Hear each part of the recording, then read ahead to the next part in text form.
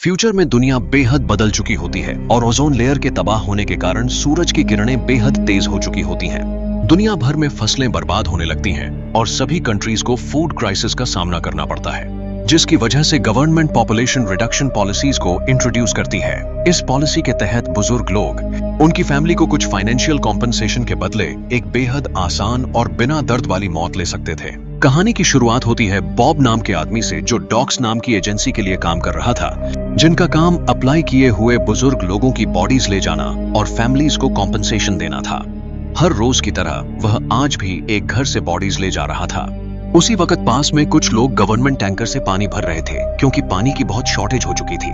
साथ ही साथ लोग सूरज की किरणों से बचने के लिए छाते का इस्तेमाल कर रहे थे। पास में ही कुछ ड्राइवर्स बैठे थे ट्रक में, जिन्हें यह सब कुछ बिल्कुल भी पसंद नहीं आ रहा था और वे गवर्नमेंट की इन पॉलिसीज से बेहद नाखुश थे। उन ड्राइवर्स को ट्रक चलाते वक्त रास्ते में कुछ पोस्टर्स नजर आते हैं, जिसमें गवर्नमेंट इस चीज को एक अपॉर्चुनिटी की तरह दिखा रही थी। वे दोनों उन पोस्टर्स पर कॉफी फेंक देते हैं। इसके बाद वे दोनों एक चार्ल्स नाम के पुराने और फेमस जर्नलिस्ट के घर पहुंचते हैं, जहां उन्हें कुछ सामान डिलीवर करना होता है। वो लोग सामान को घर में रख रहे होते हैं। उसी वक्त उस घर में टीवी ऑन होता है, जिसमें न्यूज चल रही होती है। उस वक्त चार्ल्स का बेटा जेरड इंटरव्यू दे रहा होता है, जिसमें वह गवर्नमेंट की पॉपुलेशन रिडक्शन पॉलिसीज का समर्थन कर रहा होता है।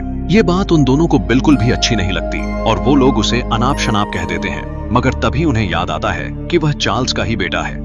मगर चार्ल्स भी कहीं ना कहीं उनकी बात से सहमत था। वह अपने बेटे को कुछ खास पसंद नहीं करता था। जेरड इंटरव्यू के वक्त अपने 10 साल के बेटे का भी जिक्र करता है। अब हम डॉन को देखते हैं, जो चार्ल्स की दूसरी वाइफ थी। वह एक शेफ थी और उस वक्त किचन में खाना बना रही थी, मगर किसी वजह से वह बेहद दुखी थी। तभी जेरड घर पहुंचता है और उसे उसकी एक्स वाइफ का कॉल आता है, जो मीडिया में उसके 10 साल के बेटे का जिक्र करने को लेकर बेहद नाराज होती है। जेरड उसे समझाने की कोशिश करता है, मगर वह कॉल कट कर देती है। चार्ल्स ने किसी बात को लेकर अपने सभी बच्चों को डिनर पर बुलाया था, जिसमें सबसे पहले जेरड पहुंचा था। अब डॉन जेरड से जाकर अपने पिता का इंतजार करने को कहती है। चार्ल्स अपने कमरे की खिड़की से फिल्म हटा रहा होता है, क्योंकि उसने कई दिनों से ढंग से सूरज की रोशनी नहीं देखी थी। तभी वहां चार्ल्स की बेटी रेचेल पहुंचती है, मगर साथ में रेचेल अपनी बेटी मिया को भी ले आई थी, जिसके लिए चार्ल्स ने उन्हें पहले ही मना किया था। मगर रेचल चार्ल्स से कहती है कि अगर वो मिया को यहाँ नहीं चाहता तो वो दोनों ही यहाँ से चले जाएंगे। आखिर में चार्ल्स उसकी बात मान जाता है। अब हम नोआ को देखते हैं, जो चार्ल्स का अडॉप्टेड बेटा था। उसे भी चार्ल्स ने आज सभी बच्चों से मिलने के लिए बुलाया था, मगर नोआ अंदर जाने से पहले बेहद नर्वस था, क्योंकि आखिरी बार जब वो चार्ल्स से मिला था तब उसने उसकी तरफ मुड़कर देखा तक नहीं था। नोआ अपनी गर्लफ्रेंड ग्रेस को कॉल लगाता है, जो उसे संभालती है। कॉल कट होने के बाद वहां चार्ल्स की दूसरी बेटी और नोआ की बहन पहुंचती है, जो उसे अपनी कार में बुलाती है, और इसके बाद वो दोनों चार्ल्स के घर पहुंचते हैं, जहां चार्ल्स गले मिलकर उन्हें वेलकम करता है। अब डॉन उन सभी को खाना सर्व करती है। डॉन ने आज बेहद स्पेशल डिश बनाई थी, जो उसने अपने शेफ बनने की शुरुआत में सीखी थी। अब रेचल चार्ल्स से पूछती है, आखिर ऐसी क्या बात है जो उसने सभी को आज डिनर पर बुलाया है। तभी चार्ल्स कहता है कि उसने और डॉन ने डॉग्स के लिए इनलिस्ट करने का फैसला किया है। जब सभी इसका कारण पूछते हैं, तब चार्ल्स बताता है कि गवर्नमेंट हर फैमिली से किसी एक इंसान को ले जाएगी, और क्योंकि चार्ल्स की फैमिली बहुत बड़ी थी, उनका लाइमलाइट में आना कोई बड़ी बात नहीं थी। आज या कल उनके घर लोग पहुंच सकते थे किसी भी एक बॉडी को ले जाने के लिए। चार्ल्स बिल्कुल भी नहीं चाहता था कि वो उसकी फैमिली का कोई दूसरा मेंबर हो, इसलिए चार्ल्स ने खुद को इनलिस्ट करने का फैसला लिया था। मगर डॉन भी उसके साथ इनलिस्ट होना चाहती थी। ये सुनकर नोआ और बाकी सब लोग बेहद गुस्सा हो जाते हैं और उस कमरे से बाहर चले जाते हैं। तभी न्यूज चैनल्स पर दिखाया जा रहा होता है कि लोग डॉग्स पॉलिसीज के खिलाफ प्रोटेस्ट कर रहे होते हैं। अब सभी हॉल में आ जाते हैं, जहां वो लोग आपस में ही बहस करने लगते हैं। जेरड गवर्नमेंट की लाई हुई पॉलिसीज का सपोर्ट कर रहा था, जो किसी को भी पसंद नहीं आ रहा था। पूरी दुनिया क्लाइमेट चेंज का शिकार हो चुकी थी और जेरड लगातार गवर्नमेंट के फेवर में बात कर रहा था। तभी एशली नोआ की गर्लफ्रेंड के बारे में चार्ल्स को बताती है। शुरुआत में चार्ल्स सोचता है कि पिछली बार की तरह वो इस बार भी किसी एडिक्ट को डेट कर रहा होगा, मगर नोआ उसे अपनी गर्लफ्रेंड की तस्वीर दिखाता है, जो चार्ल्स को भी पसंद आती है, और चार्ल्स उसकी तारीफ करता है। नोआ बातों बातों में चार्ल्स को बताता है कि वह इन दिनों पियानो म्यूजिक सीख रहा है। अब हम देखते हैं कि चार्ल्स डॉन को उस कमरे से बुलाने जाता है। सभी हॉल में बैठे होते हैं। तभी चार्ल्स वहां आकर उन्हें बताता है कि डॉन वहां से जा चुकी है। जाते वक्त उसने एक नोट भी छोड़ा होता है, जिसमें लिखा होता है कि वह ये नहीं करना चाहती। तभी डोरबेल की आवाज आती है। मिया दरवाजा खोलती है। दरवाजे के बाहर बॉब होता है, जो चार्ल्स के बुलाने पर उस घर से बॉडीज ले जाने आया था। बॉब चार्ल्स को पहले से पहचानता था क्योंकि पुराने समय में चार्ल्स एक बेहद फेमस जर्नलिस्ट रह चुका था। अब बॉब घर के अंदर आता है और चार्ल्स उसे इस बारे में कहता है कि वह डॉन के साथ इनलिस्ट होना चाहता था, मगर डॉन इस वक्त यहाँ मौजूद नहीं है, इसलिए वह अभी इनलिस्ट नहीं करना चाहता और बॉब को किसी और समय आने को कहता है। मगर बॉब उसे कहता है कि इनलिस्टमेंट कैंसिल करने के लिए उसे कुछ पेपर्स पर साइन करना होगा और उसे कमरे में लेकर जाता है जहां उसे वो पेपर्स साइन करने को देता है। चार्ल्स उन पेपर्स पर साइन करने से पहले उन्हें पढ़ता है जिसमें लिखा था कि वह अपने कंट्री के लिए गद्दार है और उसे अपनी बाकी की सारी जिंदगी जेल में गुजारनी पड़ेगी। ये पढ़कर चार्ल्स पेपर्स पर साइन करने से बिल्कुल मना कर देता है। अब वह उस पेपर पर साइन करने से बेहतर मरना पसंद करता है। अब चार्ल्स और बाकी सभी बेडरूम में इकट्ठा होते हैं जहां चार्ल्स बेड पर लेटा होता है और उसके सभी बच्चे उसके आसपास खड़े होते हैं सिवाय नोआ के। नोआ नीचे वाले कमरे में बैठकर पियानो बजा रहा होता है। अब अपने आखिरी समय में चार्ल्स सभी बच्चों से एक अच्छा पिता न बनने के कारण माफी मांगता है और कहता है कि सारी प्रॉपर्टीज उन सभी में इक्वली डिवाइड हो जाएंगी। इसके बाद बॉब उसे कुछ इंजेक्शंस देता है जिसके बाद धीरे धीरे चार्ल्स की आंखें बंद हो जाती हैं और वह बिना किसी दर्द के खत्म हो जाता है। अब वे लोग चार्ल्स की लाश ले जाते हैं, मगर बॉब जाते जाते रुक जाता है और उन्हें कहता है कि वह अभी यहाँ से नहीं जा सकता। उसे इस घर से 2 बॉडीज ले जाने का ऑर्डर आया था और वह 2 बॉडीज ही लेकर जाएगा। वो लोग बहुत डर जाते हैं। जेरेड अपने किसी फ्रेंड को कॉल लगाने की कोशिश करता है, मगर उन लोगों ने घर के नेटवर्क को सीज कर दिया था। बॉब उन्हें बताता है कि वे लोग बॉडीज को जाकर किसी कंपनी को बेचने वाले हैं और उन्हें स्टॉक किसी भी हालत में भरना है। अब बॉब उन सभी को उनकी कुछ प्राइवेट डिटेल्स दिखाता है ताकि वो डिसाइड कर सके कि किसकी जिंदगी सबसे ज्यादा बेकार है। रेचेल को उसकी इस हरकत पर गुस्सा आ जाता है और वह बॉब को चेहरे पर मुक्का मार देती है। अब आखिर में बॉब उन्हें 2 घंटे का टाइम देता है और कहता है कि अगर वे आखिर में कोई फैसला नहीं कर पाए तो बॉब उनमें से किसी एक को खुद चुन लेगा और अगर वे फैसला कर लेते हैं तो वे लोग बाहर की लाइट्स ऑन ऑफ करके उसे बुला सकते हैं। इतना कहकर बॉब घर से बाहर चला जाता है। अब एशली चार्ल्स के कमरे में जाती है जहां उसे एक कंप्यूटर रखा हुआ मिलता है जिसमें वह कुछ ऐसा देख लेती है जो वह पहले नहीं जानती थी। अब हम देखते हैं कि बॉब मिया के साथ अपनी वैन में बैठा होता है। दूसरी तरफ घर में सभी बेहद स्ट्रेस में होते हैं। अब हम देखते हैं कि सभी बाहर हॉल में आ जाते हैं जहां जेड, जो कि नोआ को कुछ खास पसंद नहीं करता था, चाहता था कि नोआ खुद को उनके लिए सैक्रिफाइस कर दे।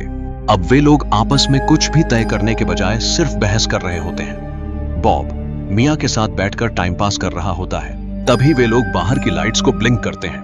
बॉब ये सोचते हुए अंदर जाता है कि उन्होंने किसी एक को चुन लिया होगा, मगर ऐसा नहीं था।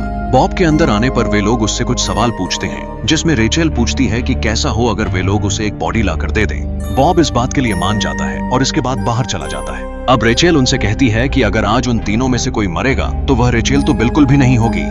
इतना कहते ही रेचेल नोआ पर चाकू से अटैक कर देती है।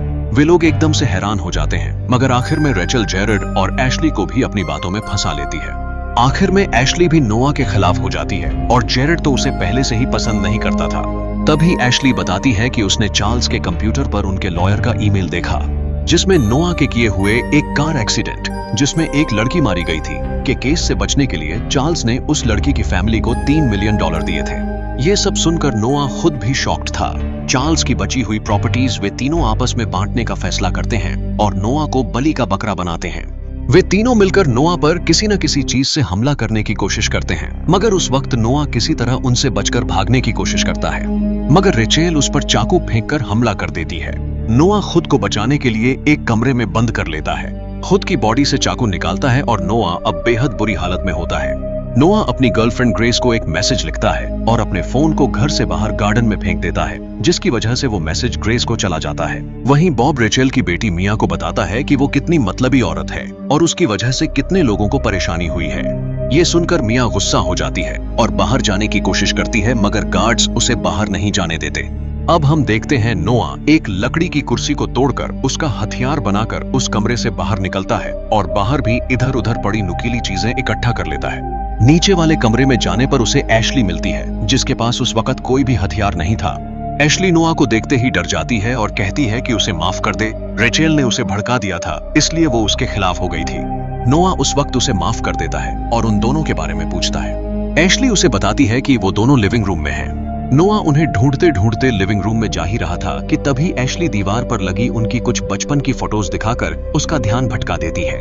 नोआ उन फोटोज को देख रहा होता है कि तभी पीछे से रेचेल आ जाती है और उसके हाथों में चाकू भोंक देती है। नोआ उन दोनों को तो मारकर साइड कर देता है, मगर जब वो एशली से मदद मांगता है तब वो उस कमरे से भाग जाती है। अब नोआ एक एक करके उन दोनों पर हमला करके उन्हें घायल कर देता है, मगर आखिर में एशली पीछे से उसके सिर पर जोर से डंडा मारती है, जिसकी वजह से वह बेहोश हो जाता है। अब वो सभी मिलकर नोआ को घर में मौजूद तारों से पूरी तरह बांध देते हैं। वे सब नोआ को चाकू मारकर खत्म करने ही वाले होते हैं कि तभी घर के बाहर उन्हें कुछ आवाज आती है। वो लोग बाहर जाकर देखते हैं तो वो नोआ की गर्लफ्रेंड ग्रेस होती है, जो उसका टेक्स्ट देखकर उस जगह पहुंच गई थी। वह बार बार नोआ के बारे में पूछ रही होती है। आखिर में वो तीनों उसे बताते हैं कि नोआ अब भी जिंदा है और उसे वहां से भाग जाने को कहते हैं। ग्रेस वहां से भाग ही रही होती है कि तभी उनके गार्ड्स उसे गोली मार देते हैं और ग्रेस मौके पर ही मारी जाती है। रेचल बॉब से कहती है कि वह ग्रेस को ही उसकी सेकंड बॉडी के तौर पर क्यों नहीं ले जाता, मगर बॉब कहता है कि वह उनकी फैमिली से ही किसी एक को ले जाने आया है और ले जाकर ही रहेगा। बॉब उन सभी को वापस अंदर भेज देता है और ग्रेस की लाश भी अपने साथ रख लेता है। आखिर में वे वापस जाकर नोआ को खत्म करने की बात सोचते हैं, क्योंकि ये सब हो जाने के बाद नोआ खुद भी जिंदा नहीं रहना चाहेगा। मगर जब वे लोग अंदर जाकर देखते हैं तब ना उन्हें वहां रखे चाकू छुरियां मिलती हैं और ना ही नोआ। तभी अचानक पूरे घर में अंधेरा हो जाता है, जैसे किसी ने मेन स्विच बंद कर दिया हो। वे लोग टॉर्च लेकर पूरे घर में नोआ को ढूंढ रहे होते हैं। तभी अचानक नोआ उनके सामने आ जाता है और इस बार नोआ अपनी पुरानी गलती नहीं दोहराता। वो सबसे पहले एशली पर हमला करता है। एशली जमीन पर गिर जाती है। नोआ दोनों और को भी घायल कर देता है। आखिर में जब वह एशली की जान लेने ही वाला होता है तभी रचेल उसे ऐसा करने से रोक लेती है।